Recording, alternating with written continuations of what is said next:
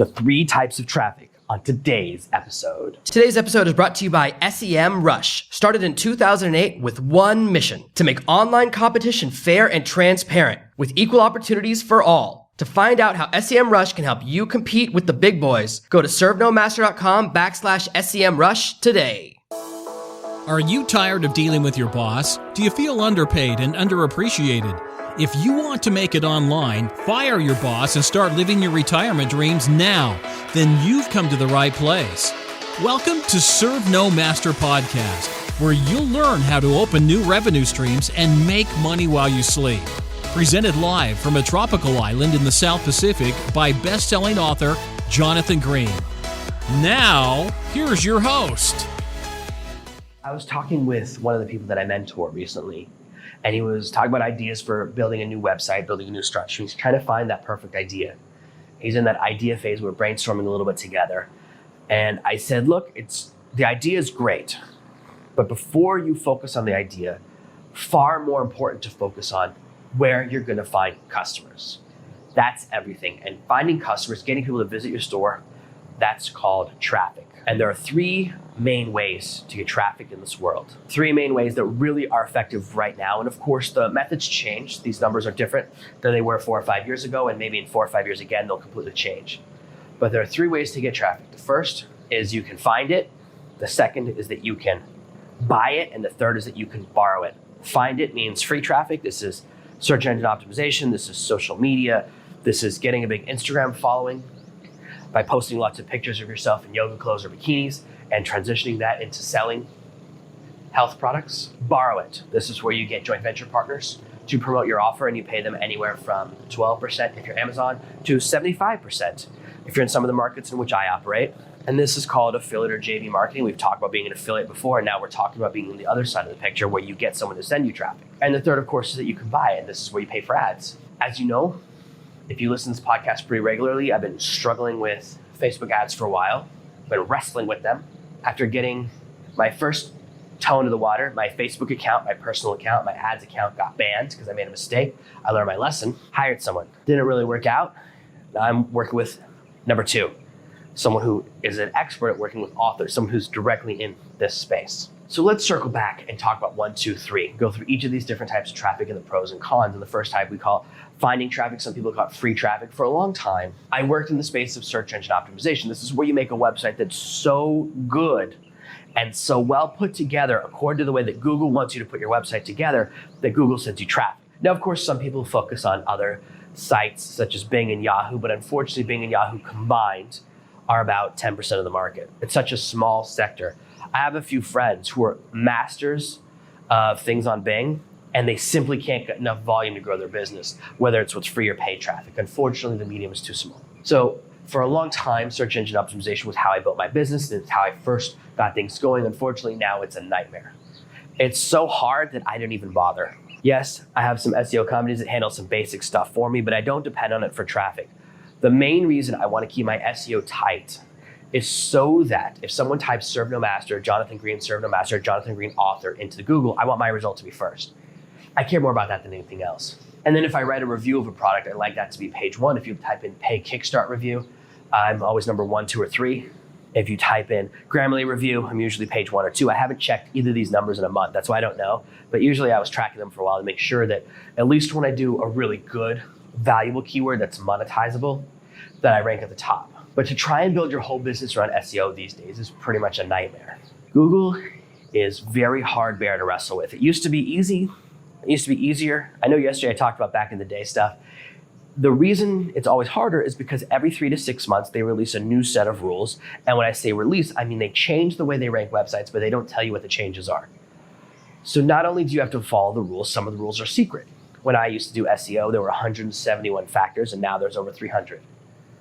So the reason I say it's harder is because just like the American tax code, they always add stuff, but they never take away. They always make it more and more complicated, more and more difficult.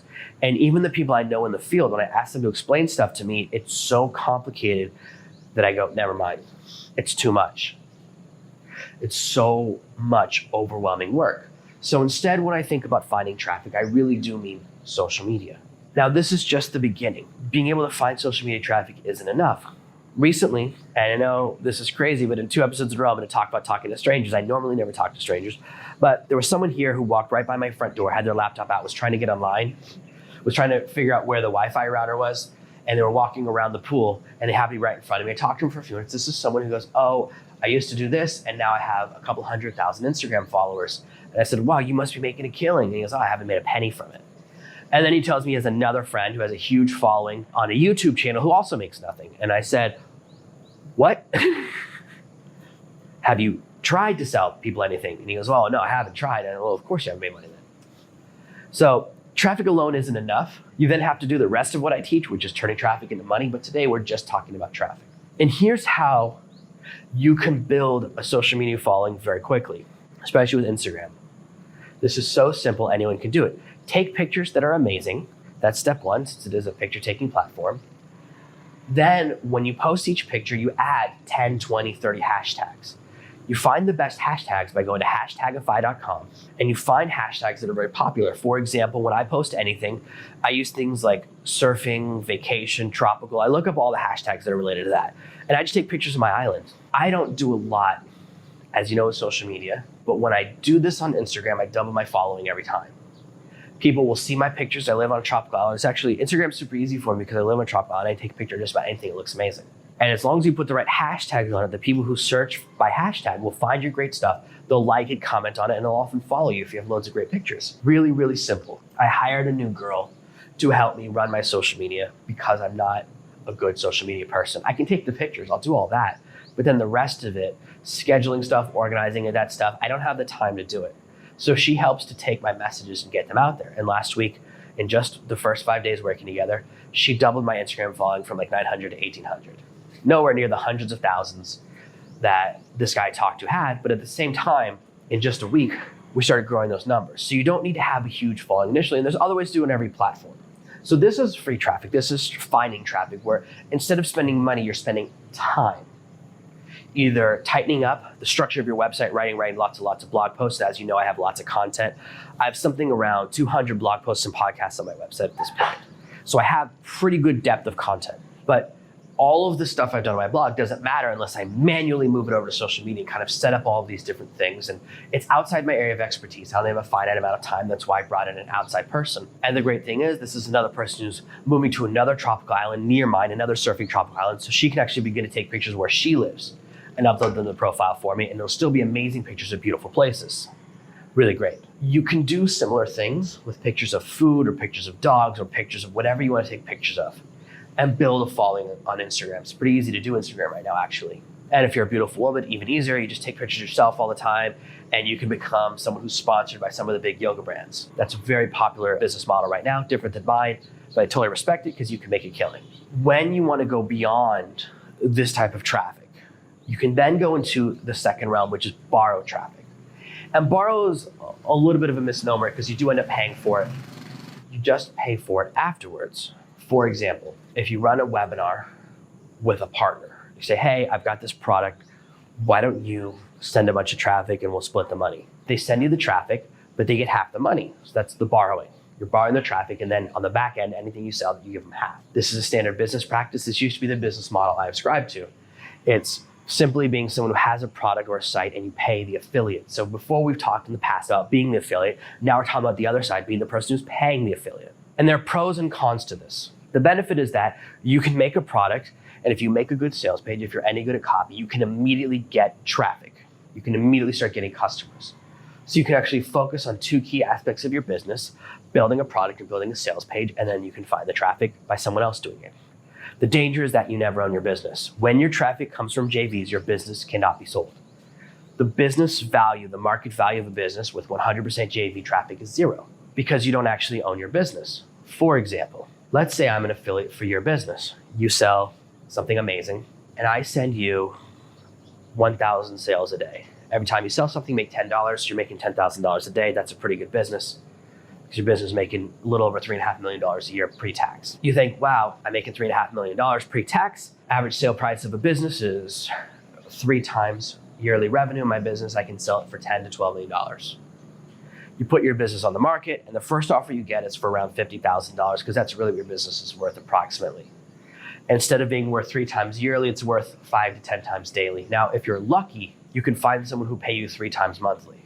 That will be lucky. That's the highest you can consider your business worth, because at any given time, I can decide to promote something else. Let's say, because I'm promoting you, and we're just doing an example, it's a 50-50 split. Every time I sell your product, I make $10 and you make $10, so I'm also making $3.6 million. But then a competitor to yours emails me and goes, hey, I'll give you 60%. So now I start making $4 million a year. It's an extra $500,000. That's pretty nice. And you are making 0 while this new guy's making $3 million. Boom, your business died in one day. Sounds horrifying, happens all the time. I do it to people all the time as an affiliate. If someone puts out a better product or better tool or better piece of software than you're making, I will replace that link with yours, and it's so easy. I use a piece of software called Pretty Link Pro. This little plugin is how all of my links say servenomaster.com/link. If you go to servenomaster.com/Grammarly, it takes you right to the free trial of Grammarly. That's a link I made a while ago. It's had over 1,000 clicks. People use that link all the time. If I decide to switch from Grammarly to another product that's an even better spell check product, I can't imagine, I'm a big believer in Grammarly. All I have to do is go into the back of my website, click on the link that says Pretty Link Pro, open up the Grammarly link and change it. I copy the new link and paste it over the old one and click save. And when you go to servenomaster.com/Grammarly, it will take you to a different piece of software. It will take you to the better software. It takes me less than 10 seconds to change out a link and replace it. I don't have to go through my whole website and change everywhere I have /Grammarly to the new link. I don't have to do that. Now I have a friend whose business is like that and he has 10,000 links. He has to manually change them all the time. That's why I don't do it that way. That's why I handle all of my links through one central tool. And that's why the tool exists. It's not just for convenience. It's not just for making the links pretty. It's so that when I need to change something, I can easily do it. Now I've also seen where the business owner does it to the affiliate. I know someone who, they were promoting a really big product, they were sending traffic all the time, and then the owner, without telling him, turned off the product. So my friend goes, where did all the sales go? And he looks, product's gone. Now it's an opt-in page. This is why you have to check your links, because people do it on both sides of each other. As much as affiliates and business owners are best friends, at the end of the day, we're all mercenaries. And it's really all about me, and you're all about you, and that's just how business is. So the affiliate is always going to find the product that sells the most and makes them the most money, and the business owner is going to do the same thing. It's always looking to maximize their profits. So when your traffic is borrowed, you're on a limited cycle. It's a really great way to jumpstart your business. And I have some friends that are really good at it right now, but I don't do a lot of JV traffic. If you found me, most likely you found me directly from Amazon or from another source or from social media. It's possible you found me through someone else, but most likely it's through that or through me appearing at an event, a summit or a live event where I did a talk. I don't do a lot of JV traffic because it's kind of low quality traffic. Not that the people are low quality, but here's the problem. Let's say Jack Smith found me through a JV promotion. An affiliate sends traffic to me, and now Jack Smith is on my mailing list, which is awesome, but is also on the affiliate's mailing list. Now that affiliate will promote everything he can. So now he's sending traffic all over town. So Jack Smith appears on 10 email lists. And if you're a Jack Smith, or if you're a normal person, you probably know what I'm talking about. So now, instead of getting 1 email a day, you get an email from me. You get an email from me and 9 emails from other people. So what you create is a problem that is called signal to noise, or crowded marketplace, or banner blindness. If you see too many ads, you see no ads. I pretty much ignore billboards, and most people do. We see so many that we react to almost none of them. When you see ad after ad after ad, you ignore it. And the same thing happens with emails. And what can happen, and I know this because I used to be in the JV business. I used to have a much larger following.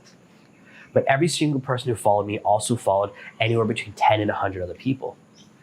So even though you can have a larger list, the quality is much lower, not because the people are lower quality, but because the people are getting inundated with messages. You may have noticed that I don't promote affiliate stuff. I only recommend tools that I actually use. I don't recommend anyone else's training courses, not because other training courses don't work, but because it creates shiny object syndrome for you. You get overwhelmed with too many different options, and it creates signal to noise problems for me. You'll stop hearing my message because you start hearing messages from 5, 10, 20 other people. So it actually hurts both of us, but this is borrowing traffic. Now it's a really good way to jumpstart your business. You borrow a bunch of traffic, you can build up a list of 10, 20,000 people in a couple of months. And with that list, you can begin to do other things. You can begin to build other directions. So it's a really good way to jumpstart a business. I'm just not a big fan of making it your only source of traffic. I believe you should have a mix of all three sources of traffic. But this is the fastest way to get traffic. The third way to get traffic is buying traffic. I've always been bad at buying traffic, just being honest with you. I can't explain why. I think it's my approach. I'm very comfortable spending a huge amount of money to put processes in place to then get free traffic. But when you're doing paid traffic, it's always been a challenge for me. For me to finally get to the point where I'm investing lots of money in Facebook ads took me years of thinking about it. But I finally realized I got to pull the trigger. And I talked about it a couple months ago where I finally started running Facebook ads. And of course, 3 days later, my account got banned and now I have a business account. And I'm very, very cautious not to break the rules. Facebook has very, very specific and strict rules, just like Google does for their ads. I haven't learned all of their system and all the rules, so I'm hiring someone else. Paid traffic, here's how it works. You can buy traffic in lots and lots of different places. Now, I personally do buy traffic that I run myself from two sources. I buy traffic from Amazon. I run paid ads on Amazon all the time. There's a very good chance if you bought my book, it's from one of my paid ads on Amazon. I also buy ads from several book vendors in between. There's a couple of book services that let you run ads and they're totally worth it. So I buy a lot of traffic in this way. The other type of traffic I buy is called a mail drop. This is where I pay someone to send out an email to all their followers and say, hey, one of Jonathan's books is free today. Or, hey, one of Jonathan's books is 99 cents today. Jonathan's book is on promotion. And I buy this type of traffic about once a month to make sure that my books stay fresh, that they're always in people's minds. All of the things combine, they come together, and they're very valuable for me. They're absolutely worth it. These types of traffic I feel comfortable with. The other type of traffic is where you run an ad on a platform like Facebook, Google, Bing, Yahoo, and you pay per view, which is the number of people that view the ad, or you pay per click, the number of people that click on the ad and go to your page that the ad is recommending. Now the process here, it's math, but it's actually really simple. For every dollar you spend on ads, you want to make $1.01. As long as you do that, you can become infinitely rich. For $1, you make a penny. For $10, you make 10 cents. For $100, you make $1. For $1,000, you make $10. For $10,000, you make 100. For $100,000, you make 1,000. So if you had $100,000, you could spend it every single day. And at the end of the year, you make $365,000. Now, obviously, you want to have a little bit better than a 1% ratio, but even at a 1% ratio, if you have an ad that's perfectly working, you can expand and you can scale up infinitely. And every time you make more money, you take that profit, put it back in. So even if you can only afford to spend $10 the first week, the next week you can afford to spend $10.10. Week after that, $10.11, kind of like that. And this is how most people do it. And this is where people bring credit cards into their business so that you can spend the money today, but you don't have to pay the credit card for 30 days. And by then you've gotten paid by whoever is buying the traffic or whoever is paying you for the traffic. Now, when it's arbitrage, I buy traffic from Facebook, I remote, and then I resell the traffic to someone else as a JV. That's arbitrage. But when you buy the traffic for your own products, that's when you're doing your own media buying. And it's also called media buying, it's buying ads. With this type of traffic, you have to have a little bit of money to get into the game. You have to invest money. And they say to get into paid traffic, I don't know if this is still true, this is what people said 10 years ago, you need about $5,000 just to start playing with it. And if you have $5,000 and you have a spend each day of less than $100, in about 6 months, you can really learn the art of buying traffic, but it has to be the only thing you're doing. And because I'm doing so many other things, I simply don't have time. Just like I don't have time to run my social media as much as I would like to, I don't have time to run all of my media buying. And in fact, the team I hired to run Facebook ads are also gonna take over my other ad campaigns for me to give me more time. And it's a very simple formula. So now, let's say you're hiring someone to do your paid traffic, and let's do a little math. Let's say hypothetically, and this is pretty standard, depending upon who you're working with, they charge anywhere from $500 to $2,000 to $5,000 a month. Depends how serious the person you're working with is. Some companies charge you right out the gate $5,000 a month plus spend. That means you have to pay for the ads yourself. So the $5,000 is just for them to run your ads. That is not how much I'm paying my team, but I have a friend who charged that much. I can't afford her. She's one of the best in the world. And if you are ready to spend that amount of money, you want the best in the world, I can introduce you to my friend. She is the best, one of the best media buyers in the world. And she works with some of the biggest brands in the world because she's so good at it. But to get on her radar, $5,000 a month plus spend. Other companies charge you flat fee and then a percentage of spend. I've seen companies where they charge you like $2,000 a month and then 10% of what your ad spend is. So if they're managing a $10,000 budget, you pay them another $1,000. If they're managing $1 million budget, you pay them another $100,000. If I was a media buyer, that's what I would charge. But as a customer, that's not what I want to pay, because it means you have to constantly adjust your profit margins. So let's just stick with it and say you're paying $1,000 plus spend. So that means you pay a flat $1,000 fee. Everything else, there's no extra fees. There's no hidden fees. There's no extra percentage fee because the math gets too hard there. That means I need to make a profit between my ads cost and my profit on the back end. So if I spend $1 and make $2, I need to spend at least $1,000 a month, so I have $1,000 in profit, so that I break even with paying off my media buyer. This is where knowing your numbers becomes critical. You have to know not just the value of a person on the day. When I buy traffic, when I do media buying, I don't sell anything. I usually offer free copies of a product or a free training or a free gift. I just want to get the email address. I want to start the relationship. I want to get someone, and I'll pay for this. I'll pay 20 cents, 30 cents, $1, depending upon which source the traffic's coming from, to start listening to this podcast. Because I know that once people listen to this podcast, eventually a certain percentage of them spend money with me. And I know all those numbers. I don't know it. My software knows it. I have software that tracks everything. So it says, oh, when you buy traffic from this source, you make your money back over the next 14 days or the next 21 days. So this is where you have to get more precise with your tracking so that you can follow and make sure you're profitable. People at first, well, if you're media buying as an affiliate or if you're just dabbling, you try to make a profit on day one. You say, oh, I'm going to take traffic. I'm going to spend $100 today on, I want to make back $100 today. And I'm going to send them straight to my product. I'm going to send them straight to my course. Now, I've dabbled with this in the past with other types of media buying, and sometimes you can make your money back the first day, but it's pretty hard. When you have the long view, you have more to work with. Most people I know, the goal with media they buy is to make their money back within 30 days. I know someone in the dating space, it takes him 90 days. He sends someone an ad every day for 90 days, and on the 90th day, he breaks even, which means on day 91, he goes into profit. Now, that sounds ridiculous until you know this guy now has private plane money. I was hanging out with him 3 years ago in San Diego. We were at a party. He got bored, rented a private plane, went to Vegas to go to a party, flew back in the morning. That's not the level I'm at. That's way, I've never been private plane bored, but I have a couple of friends who are at that level. So what he's doing, even though it seems crazy, it's very effective because he has the long view.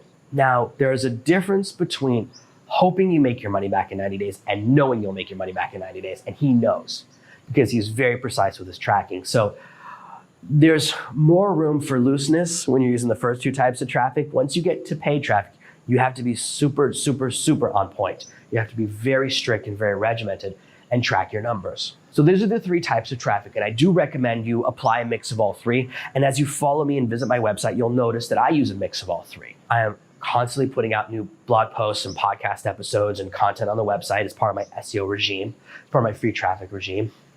I now have a lovely lady helping me with my social media as part of my other part of finding traffic regime. I'm doing more and more. I am opening up the doors to fill a few affiliates that want to send me traffic.